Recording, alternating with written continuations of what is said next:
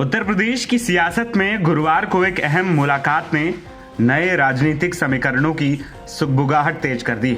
Samajwadi party के वरिष्ठ नेता और पूर्व कैबिनेट मंत्री आजम खान से मुख्तार अंसारी के बड़े भाई और पूर्व विधायक सिकबतुल्लाह अंसारी ने कल लखनऊ में मुलाकात की।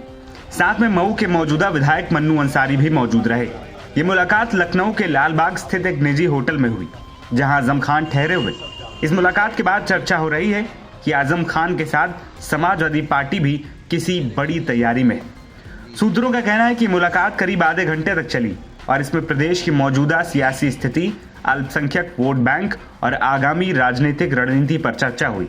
इस दौरान पूर्व मंत्री अभिषेक मिश्रा भी होटल पहुंचे और आजम खान से अलग से भेंट की। लगातार हो रही मुलाकातों से सियासी गलियारों में कई तरह की चर्चाएं तेज हो गईं।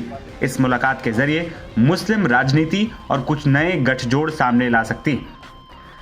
वहीं मुलाकात के बाद आजम खान ने मीडिया से बात करते हुए SIR, प्रधानमंत्री मोदी का बिहार में बयान और गिरिराज सिंह के बयान पर खूब तंज कसे। हुआ नहीं है मुक्त, इसीलिए मैं गया नहीं। जंगल में और जंगल राज में वही लोग गए हैं जिनके पास जानवरों के लिए और जंगलियों के लिए सक्षम हथियार हैं, और मेरे पास क्योंकि कोई सुरक्षा नहीं है, लिहाजा मैं उस जंगल राज में नहीं जा सकता था। वैसे तो ये भी तौहीन है कि हम किसी राज्य को जंगल कहें और रहने वालों को जंगली बताएं। नहीं, जमहूरियत में ऐसे अल्फाज के लिए कोई जगह नहीं होनी चाहिए। SIR शुरू है सर, उस पर क्या कुछ कहेंगे? कुछ भी नहीं कहेंगे, सुनने वाला ही कौन है? क्या कहें? जब एतराज हुआ तो SIR पर एतराज नहीं हुआ, आज भी नहीं है। अफसोस ये है कि किसी संवैधानिक संस्था के काम करने के तरीकों और फैसलों पर सुप्रीम कोर्ट को फैसला लेना पड़ा। सुप्रीम कोर्ट भी संवैधानिक संस्था है और इलेक्शन कमीशन भी संवैधानिक संस्था है। आखिर ऐसा हुआ क्यों? क्या हम मान्यताएं इतनी खो चुके संवैधानिक संस्थाओं के लिए कि सुप्रीम कोर्ट को इंटरवीन करना पड़ा? कल भी एतराज नहीं था, सिर्फ टाइमिंग का फर्क था और टाइमिंग पर एतराज था और कोई एतराज नहीं था। हम लोग वोट बढ़वाने और वोट घटवाने के लिए तो बिल्कुल त्योहार की तरह उस काम को करते हैं। हमारी टीम्स लगती हैं, साथ बैठकर चाय नाश्ता करते हैं सभी दलों के लोग, और किसी तरह का कोई मनमुटाव होता ही नहीं है, किसी तरह का कोई क्लैश नहीं होता।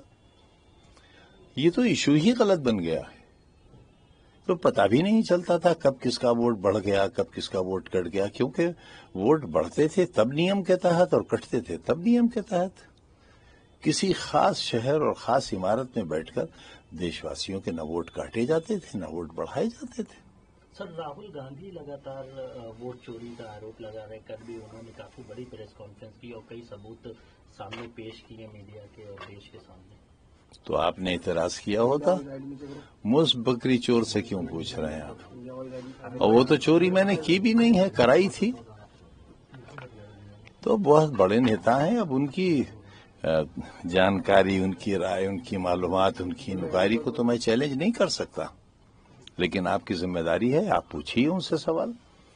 आपके पास वो तमाम चैनल्स हैं जिसके तहत आप सही और गलत का नतीजा निकाल सकते हैं, और ये जिम्मेदारी तो हमसे कहीं ज्यादा आप पर है, कहीं ज्यादा आप पर है। स्टार प्रचारक पे सर आपका नाम है, तो आप जाएंगे बिहार इलेक्शंस में सेकंड फेज के लिए? अभी बगैर हथियार किसी जंगल में और जंगल राज में, जहां हथियारबंद लोग जंगल राज में गए हुए हों, वहां मेरे जैसे कमजोर आदमी कैसे जा सकते हैं? वो राज्य जंगल राज है। ये मुझे तो इस पर एतराज। सर, गिरिराज सिंह जी एक बयान दे रहे हैं वोटिंग के दौरान कि बुरके में शक हो तभी चेहरा चेक करें, ये पाकिस्तान नहीं ये बिहार है। तो ये तो सही बात कही उन्होंने, वाकई पाकिस्तान नहीं है, बिहार है। उन्हें ये सफाई क्यों देना पड़ रही है? लोगों को इतना बेवकूफ क्यों समझते हैं कि वो बिहार को पाकिस्तान और पाकिस्तान को बिहार समझेंगे? उन्हें ये राय देना भी नहीं चाहिए। लगता है कि आप बहुत मासूम राय दे रहे हैं, और मासूम राय कौन देता है? मासूम आदमी हैं। अब देखिए, मासूमों की बात का बुरा मत माना कीजिए, बहुत मासूम है वो तो। और इस उम्र में, हमारी उम्र में लोग मासूम हो ही जाते हैं, तो हम तो कभी उनकी बात को सीरियसली लेते ही नहीं। और किस किस बात को उनकी सीरियसली लें, किस किस बात का बुरा माने। अगर उनकी बात का बुरा मानने चलेंगे तो रोज दीवार में इतनी बार सर मारेंगे कि सर बचेगा ही नहीं।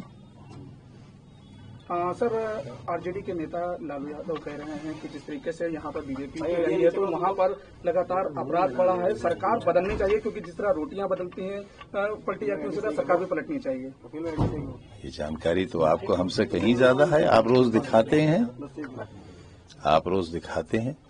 और अभी जो आखिरी हत्या हुई है उसके बाद तो मेरे पैर उखड़ गए और आधे रास्ते से लौट आया मैं। लेकिन अमित शाह ने कहा कि छोटी मोटी घटनाएं होती रहती हैं। सर, इतने बड़े नेता के लिए, इतना बड़ा देश चलाने वाले के लिए एक आदमी का मारा जाना क्या हैसियत रखता है? खुद सोचिए, इसमें क्या गलत कह दिया, इसमें क्या गलत कह दिया? अगर मैं माफिया हो सकता हूं, भू माफिया,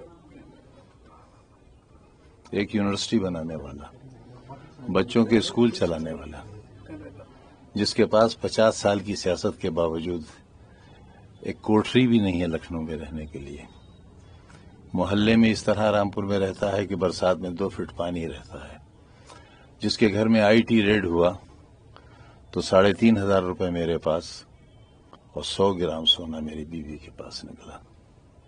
दीवारें कूद कर आ गए थे वो लोग, हमको छुपा भी नहीं सके। तो